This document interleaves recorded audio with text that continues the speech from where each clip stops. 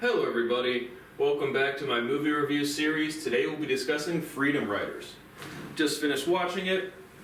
You know how we do it on these ones. I will give you my overall and impressions and grade after reading the logistics and talking just basic stuff about the movie. Once I've given my grade, if you have not seen the movie and would like to, you're going to want to shut off the video because there will be spoiler alerts. We'll be discussing the plot synopsis and character development as best as I can remember it, and any similar movies or major themes.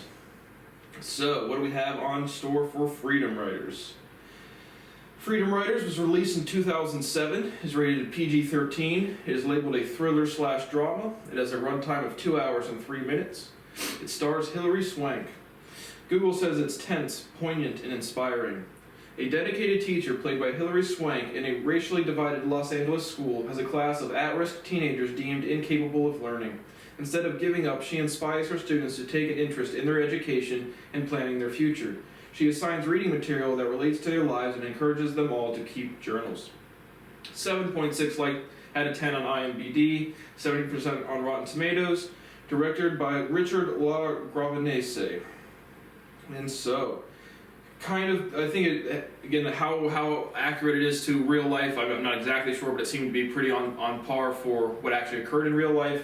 So the setting is, I believe, mid-1990s in Los Angeles, about that time frame. I like the run rate, the 2 hours and 3 minutes. I thought that was a good length for this movie. I thoroughly enjoyed it. I have seen it before. I've seen it several times. But I think that with some historical backing, an interesting story. I thought it was a compelling narrative of just racial tensions. I thought the cinematography was good. I thought the presentation was good. A lot of characters in this one, so even some of the main characters I don't even have written up here. But overall, I thought it was very solid for a thriller and drama. I thought it was a poignant exposition of racial tensions. The cinematography was good, no off-putting characters, and the plot moved along well.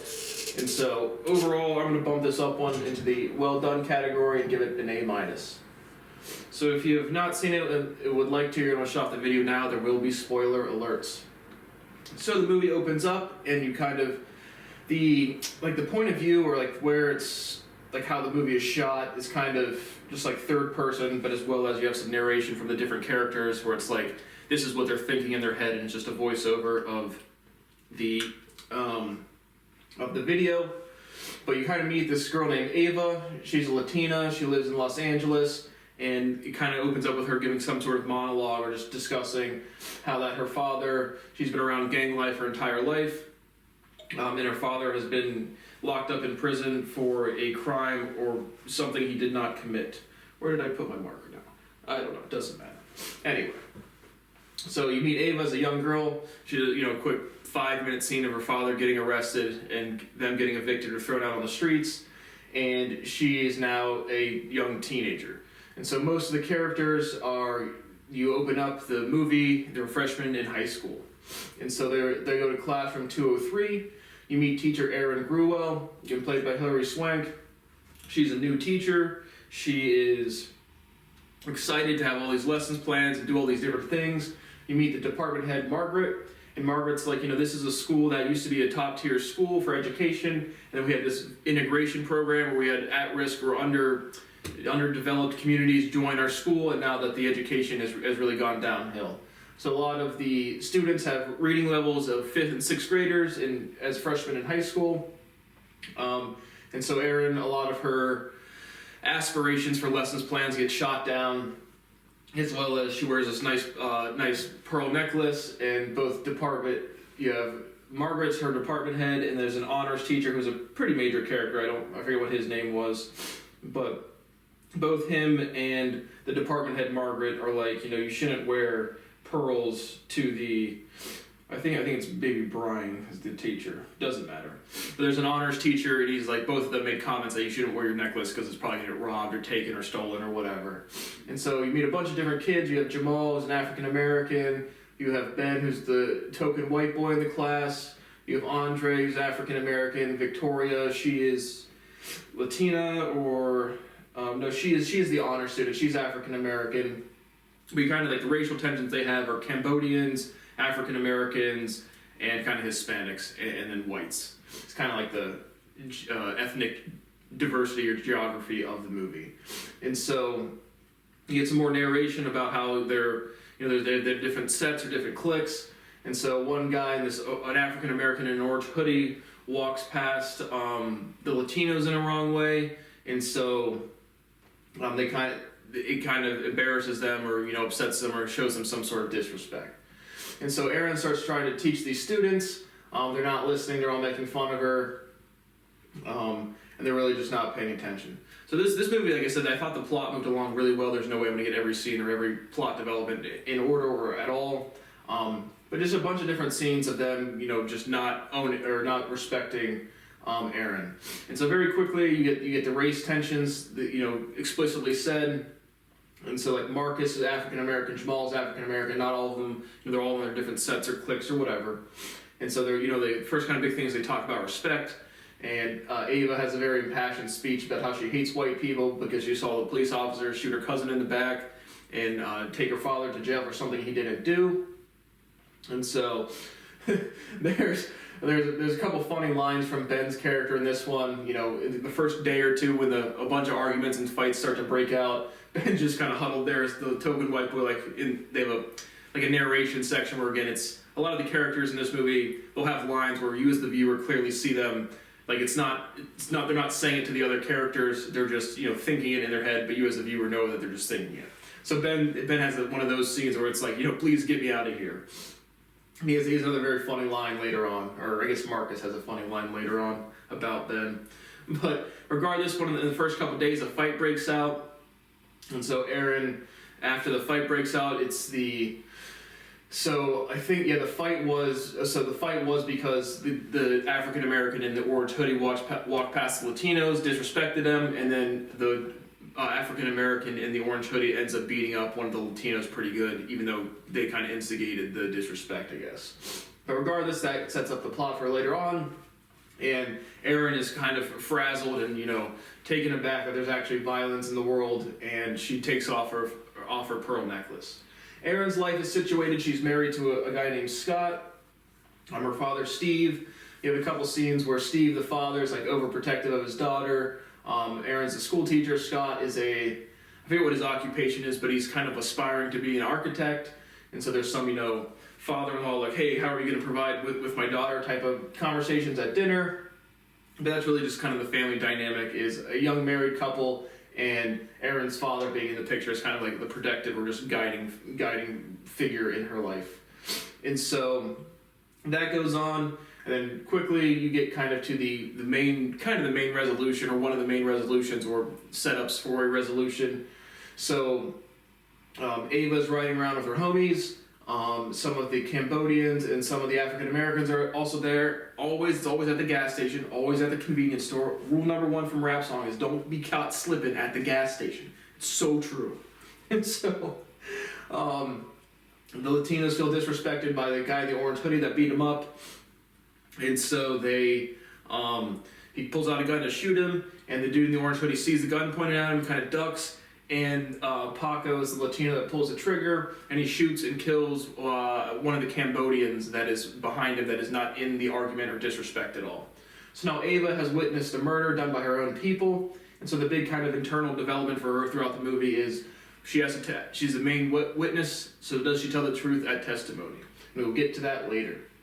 And so Ava's the only one that really knows what has happened, but that is probably the biggest one or two of the biggest major developments in the movie. And so after that, we're back in school. Erin tries to do a lesson where she introduces Tupac lyrics to try to just discuss internal rhyme and different elements of writing through song lyrics and try to relate to the students. And then all of the kids start snickering. Latinos pass around this picture, and it says, they keep passing around, kids look at it, snicker, pass it to the next person, snicker, and it gets to Jamal. And it's a picture of Jamal just having huge, big African-American lips, and, kind of being ashamed or feeling sad that, he's being made fun of. And so Erin gets the paper, and now she kind of really puts her foot down, because before she's trying to, just be the new teacher, now she really gets fired up at this, and goes on and on about, or not on and on, but lectures them on how pictures like this is what kind of started and facilitated the Nazis. She's like, you guys are all gang members, but you're nothing compared to like real gangsters or like countries like Hitler, specifically to the Third Reich. But that kind of humbles them a little bit, not much, but basically after the tensions calm down a little bit, one of the students raises his hand and is like, what is the Holocaust? So then Aaron asks the students, who knows what the Holocaust is or was, and only Ben raises his hands. So Aaron's development, she really starts to realize again just how little life experiences these young people have. And so throughout the movie, Erin becomes more increasingly dedicated to her students. She picks up a couple extra jobs at a department store selling bras. She picks up a job as a concierge at a hotel, which begins to strain her relationship with her husband, Scott, who wants just more to focus on the family life outside of work. And so after that, the first kind of blow up with Jamal's picture being shown around, Erin does this thing where she puts down a piece of tape and has them step to the line if have they seen somebody die, have they lost a friend to gang violence, if they know where drugs are, stuff like that, just to try to learn more about the students. And so she does that first scene, and then she introduces kind of the main, and besides the Ava's development, the actual title of the movie, Freedom Writers, is where she basically introduces a bunch of journals, and she's just like, I don't care what you write about, but just write about something, just to help them develop their reading and writing skills, and also to develop themselves and be able to tell their story. And so she goes to the department head, Margaret, to help them try to get Anne Frank, a couple other books, and Margaret's like, we can't give them new books, I can get these abridged versions that are all torn up and janky, and Aaron's like, that shows that we don't think they can learn. So kind of the big development or the big characterization of the school board, or at least of the department head and the principal, or at least the department head and the honors teacher of English, is like, these kids are like, why waste good resources on kids that don't want to learn? And Aaron's like, how can we develop somebody if we tell them we don't believe they can learn? And so that's what's going on there. But they start to write in their journals. And so Aaron's getting ready for parent-teacher conferences. Nobody shows up. But then she looks in her cabinet where they're told to put the journals and that nobody else will read them. And if they put them in the cabinet, that means the students want Aaron to read them. So when she opens up the cabinet, the filing cabinet is full of these journals. And so she's super excited about that. She gets more and more in depth into fostering and raising these kids, putting more and more strain on her relationship with Scott. She picks up Andre a couple times. Andre, his big thing throughout the movie is his brother is facing a life sentence or 15 to life on a crime. I don't know if he did it or not, but he's facing a lot of jail time. And so Marcus, his characterization, he got kicked out of his mother's house for being jumped into a gang. And I think those are the ones that I've covered. And Victoria is the African American honors student. And so the span of the movie goes over about 2 years, freshman and sophomore year of high school. And so the next kind of big thing is Aaron is able to take them to a museum to see a tour of the Holocaust. So they all get a little card of a Jewish child or of a person that was affected by the Holocaust, and they're able to follow them through and see if they've survived at the end. So another eye-opening experience for the students. And they have a big dinner afterward. Aaron calls Scott, and she wants him to stop by, but you can tell Scott is now very much distancing himself from Aaron. And then that kind of happens, and then summer happens, and then it is skipped to like the freshman year of sophomore year. So the other very funny line from Ben is now all the students, they've kind of bonded over, their life experiences a little bit, but either Jamal or Marcus is dapping up Ben, and Ben's real awkward with the high five or with a handshake, and Marcus is like, he says something to the effect of, I see you're still white, or glad to see you're still white, or something. Which the first time hearing that line was a laugh out loud line for me, for sure. But just a good dynamic throughout the movie of all the characters and the tone of just the scene selection, plot movement, and backing audio and voiceovers. And so they're back in the sophomore year. They're all excited. They get a bunch of new books. A lot of them have shown development in wanting to like, I think there's one of the girls is like, everyone thought I was going to be pregnant and drop out by 16 like my mother. Here's not doing that. And I'll just make a toast to what they hope for the next year, what they hope to develop and grow within themselves. And so after that, again, I'm going to miss some of the scenes, but they really want to raise money and have they're finally able to read Anne Frank. So they read through Anne Frank. A lot of the people, like Andre, gets rid of his gun. Marcus tries to go back to his move in with his mom again, or be accepted back into his family, which she does accept. That might be a little later on, again, out of order on the scenes. But so now they read Anne Frank. Ava's really enthusiastic about it. They're all enthusiastic now about learning, and she keeps asking Aaron about what happens next, and then finally she explodes when she gets to the end and realizes that Anne Frank gets killed in the end. And so her and Marcus have a good story, like a good interaction or a good line. I thought that was pretty powerful, where it was like, Marcus asks Ava's like, how many friends have you lost? She's like, too many to count. And he goes, well, Anne Frank has lost, but how many people that you've lost have a book written about them? And so I thought that was a pretty poignant scene. But they decided they're going to try to, instead of writing a book report, Aaron assigns that they write to the lady who housed Anne Frank. Sorry, that was my hand squeaking. But they write all of these letters, and they're able to get the lady who housed Anne Frank to come from Switzerland or Austria and tell them about her experience. So Marcus is able to escort her down, and they just have another eye-opening experience of learning from somebody who's lived an eventful life as well. And so now getting kind of to the big resolutions of the movie. Again, there's other minor scenes and whatnot. But Scott does end up leaving Aaron. Aaron is pretty distraught about it.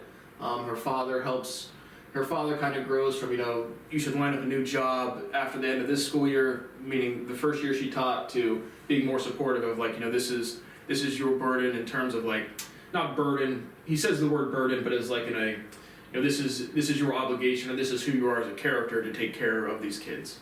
And so the father kind of grows from, wanting his daughter to have a really like financially rewarding career to more of a moral driven purpose of action.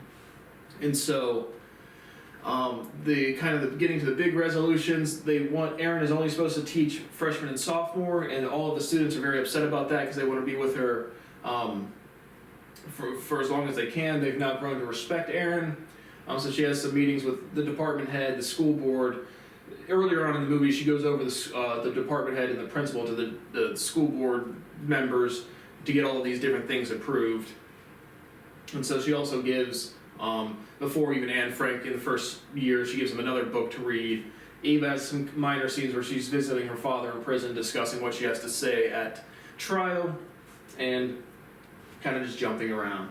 But regardless, getting to the big resolutions, Ava is now testifying in court, and after seeing, having this experience with the Holocaust, or the lady that housed Anne Frank, Ava's very torn in her development of sticking with her people, and telling a lie on the stand, or doing the right thing and letting an innocent man go free.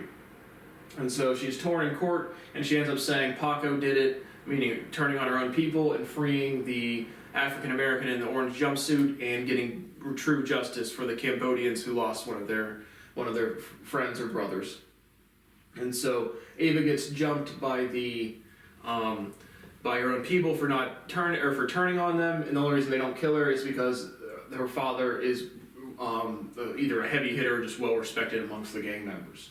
So Ava now can't stay at her place. She has to go live with her aunt. So Aaron allows Ava to stay longer after school. And so that was one of the two major developments is Ava's characterization, and then getting to the absolute resolution of the movie. Two kind of things. They, at the end of the sophomore year, before they get the final resolution, Aaron's final assignment is to put all of their journal entries into a book, and she doesn't guarantee that it'll be published or anything, but just to have something to say, we were here, we did this, here's our life story. And so they do that, and then Aaron petitions to have the students for junior and senior year, to which it gets denied because the honors teacher won't won't allow, he refuses to teach a freshman or sophomore course, and that kind of where it stays. And then department head Margaret comes in. She's very, upset or frazzled again, and she approaches Aaron because there's been a meeting called about the students or about Aaron's teaching schedule, and Margaret's like, Aaron, do you know anything about this? And she's like, no, I do not. And so another meeting gets called in together. You don't see what happens, and then she exits, and the students are like, hey, Miss G, are we going to be together for junior year? To which she says, no, we're going to be together for junior and senior year. So that's the major resolution of the movie. Ava changes her character. Aaron gets to teach the students for all 4 years of their school, because they have shown marked or substantial increases in their reading and writing scores, so that's why the school board approves against the department and the principal. But regardless, that is the resolution to the movie. Then you get some final ending credits of just, because it's based on a real story, you get a picture of the actual Aaron Gruwell as well as the other students. And so it turns out the Freedom Writers did get published. I think it said it got published in like 2006 or 1999, and then maybe the photo was from 2006 or something. So the photo is substantially after their high school years. But regardless, overall, I did think it was poignant. I thought it was emotional. I thought it was historically accurate. And I thought the actual plot development of just the different scenes moved along very, very well. And it was very engaging for a 2-hour movie. Perfect runtime, perfect tonality, good characters. Hilary Swank did a good job. Overall, A- in the well done category. So thank you for watching my review of Freedom Writers, and I will see you on the next one.